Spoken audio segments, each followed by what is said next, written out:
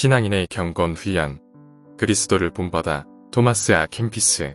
신앙인의 삶은 온갖 덕으로 단장되어 있어서 겉으로 사람들에게 보이는 모습과 내면의 모습이 동일하여야 할 뿐만 아니라 한 걸음 더 나아가서 겉으로 보이는 모습보다 내면이 더 나아야 합니다. 왜냐하면 하나님은 우리의 내면을 보시는 까닭에 우리는 어디에 있든지 하나님을 지극히 공경하여야 하고 천사들이 그런 것처럼 늘 하나님의 임재 앞에서 순전하게 행하는 것이 마땅하기 때문입니다. 매일매일이 회심한 바로 그날인 것처럼 새롭게 결단하고 더욱 분발하여 열심을 내고서 이렇게 기도하여야 합니다. 하나님, 나의 결단이 늘 변함이 없게 하셔서 한결같은 마음으로 주를 섬길 수 있도록 도와주소서. 내가 지금까지 한 일은 아무것도 없사오니 이제 바로 이날에 완전히 새롭게 다시 시작할 수 있게 해주소서. 얼마만큼 결단하느냐에 따라서 영적인 진보의 정도가 결정됩니다. 뚜렷한 영적 진보를 이루고자 하는 사람은 매우 부지런해야 합니다. 확고한 결단 위에서 행하는 사람도 자주 실패하게 되는데 아예 결단하지도 않거나 어정쩡하게 결단한 사람은 어떻겠습니까? 우리는 여러 가지 이유를 들어서 결단을 포기하곤 합니다. 하지만 심지어 경건의 훈련을 조금이라도 빼먹는 경우에도 우리는 어떤 식으로든 영적 손실을 입게 됩니다. 의인들이 자신의 결단을 변함없이 견지할 수 있는 것은 그들 자신이 놀라운 의지력을 발휘해서 참고 견디기 때문이 아니라 하나님으로부터 오는 은혜를 힘입기 때문입니다. 그들은 무슨 일에서든지 늘 하나님을 신뢰하고 의뢰합니다. 사람이 계획할지라도 이루시는 분은 하나님이시고 사람이 자신의 뜻대로 자기 길을 갈 수 있는 것도 아니기 때문입니다. 어떤 신앙활동을 꼭 해야 해서 또는 형제를 꼭 도와야 할 일이 생겨서 평소에 늘 하던 경건의 훈련을 빼먹을 수밖에 없었다면 그 훈련은 나중에 다시 하면 되기 때문에 아무런 문제가 되지 않습니다.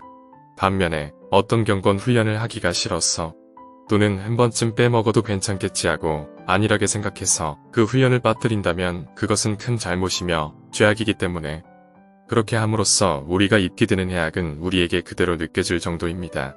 있는 힘을 다해서 애쓰고 힘써도 많은 일들에서 많이 부족하고 너무나 쉽게 넘어집니다.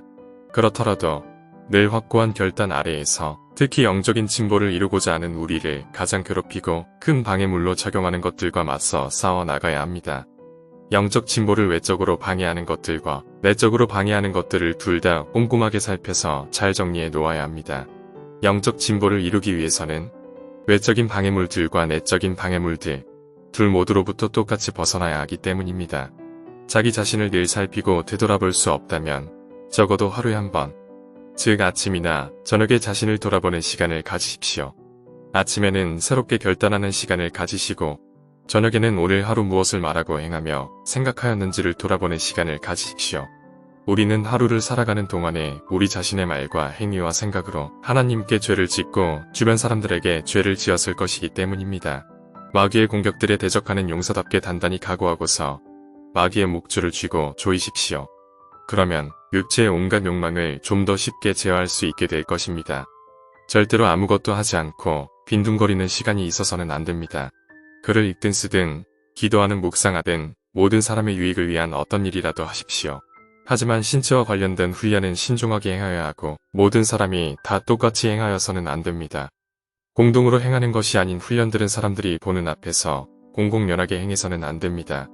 그런 훈련들은 개인적으로 은밀하게 행하는 것이 더 안전하기 때문입니다.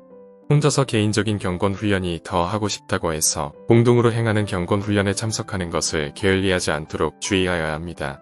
하지만 자신에게 주어진 의무들과 명령들을 다 온전히 신실하게 행하였는데도 여전히 남는 시간이 있는 경우에는 자기가 혼자 하고 싶었던 경건 훈련을 하는데 사용하십시오. 모두가 동일한 경건 훈련을 할 수는 없습니다.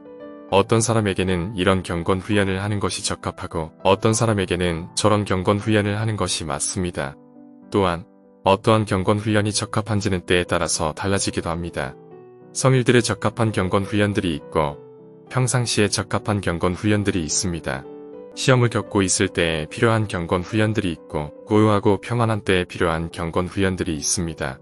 어떤 경건 훈련들은 우울할 때에 적합하고 어떤 경건 훈련들은 주 안에서 기뻐할 때에 적합합니다. 교회에서 지키는 중요한 절기가 다가오는 시기에는 그 절기에 적합한 경건 훈련들을 다시 시작하는 것이 좋고 성인들의 중보기도를 더욱 간절하게 구하여야 합니다. 절기 때마다 마치 이 세상을 떠나서 영원한 혼인잔치로 나아가는 것처럼 우리의 결단을 새롭게 하여야 합니다. 그 러므로 절기가 진행되는 동안에 우리는 이 땅에서의 우리의 수고에 대한 상을 하나님으로부터 받게 될 날이 머지않은 것으로 여기고서 우리 자신을 더욱더 철저하게 다잡고서 더욱더 경건한 삶을 살며 모든 규범을 더욱더 엄격하게 지켜야 합니다. 그날이 미루어졌다고 해도 우리는 지금도 제대로 준비되어 있지 않고 하나님이 정하신 때에 우리에게 나타나게 될 저 큰 영광을 받을 자격도 없다는 것은 여전히 사실입니다. 그렇기 때문에 우리는 이 땅을 떠날 날에 대한 준비를 좀 더 제대로 잘하려고 애써야 합니다. 복음서를 기록한 누가는 이렇게 말했습니다. 주인이 와서 깨어있는 것을 보면 그 종은 복이 있으리로다. 내가 참으로 너희에게 이르노니 주인이 그 모든 소유를 그에게 맡기리라. 토마스 아 캠피스의 그리스도를 본받아 중에서 감사합니다.